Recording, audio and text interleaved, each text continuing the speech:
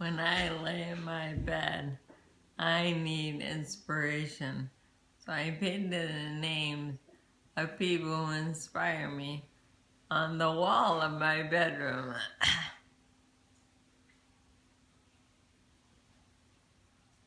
Oh look, Duke is killing. Yeah, that's also inspirational.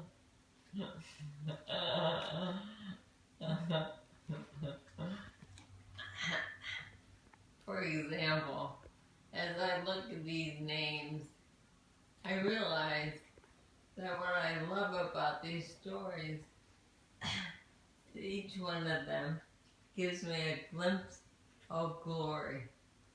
There's kind of a weird, quirky beauty. Each one of these stories. I'll give you a few examples. Like St. Patrick. Did you know he was British? He was a Roman citizen from a well-educated family. When he was a teenager, he was kidnapped by Irish natives.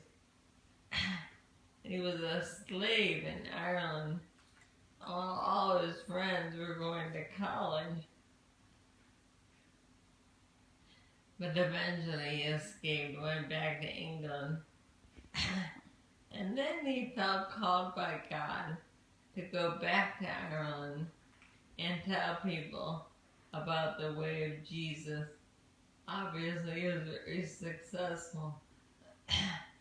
I thought, that is a quirky story, kind of a quirky beauty, that someone who had a my God enslavement experience turned that around and helped an entire island of people.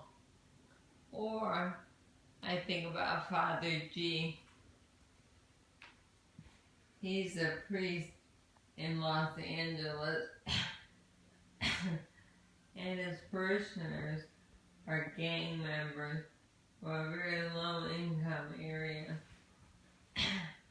That story has quirky beauty because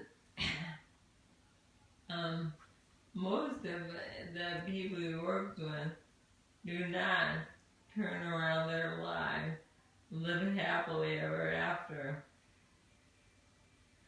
Most of his parishioners end up incarcerated or killing each other. There's a lot of failure in his ministry. But in the middle of all of that, the gang members love Father G. And Father G loved the gang members. There's this quirky beauty in that love, right smack dab in the middle of so much brokenness. Or I think about Deb Hall. She died a long, painful death with cancer. And who should comfort her husband but a homeless man. A homeless man that God had led her to reach out to. That's kind of a weird, quirky beauty. Or I think about Tony Dungy. His son committed suicide. Obviously, that was the lowest point of his whole life. And just when things looked the darkest, God gave him unique ministry to other father. And Tony Dungy was able to help millions of men and fathers because he knew their pain. There's a quirky beauty in that story. Or I think of Adoniram Judson. He was a missionary to Burma. He had failure his whole life. None of the Buddhists had any interest whatsoever in Jesus. But near the end of his life, he saw a man was a Karen, which is a minority in Burma, and he was a thief. Because he was a thief, he was enslaved. And Judson felt sorry for that man, and he paid to free him. And wouldn't you know, that thief had a dramatic conversion experience. Even though he was illiterate, had a terrible reputation in the community. All the Karen people in Burma decided to follow the way of Jesus. And then later they're persecuted by the majority, and they fled as refugees here to the United States and other countries. And today,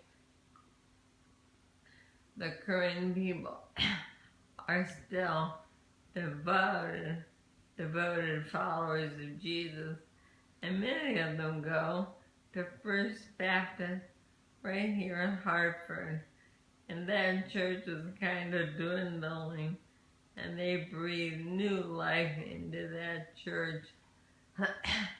There's kind of a quirky beauty to each one of these stories that inspires me. And that's what I see in Mark chapter 16. I see a glimpse of God's glory in the Easter story. We get a little glimpse of what is to come. If you look at my backyard, you'll see little tulips getting ready to come up. They're not here yet, but I know they're coming. And that's what the Easter story is about. Easter story gives us a glimpse of the glory that God and Jesus promised us is to come.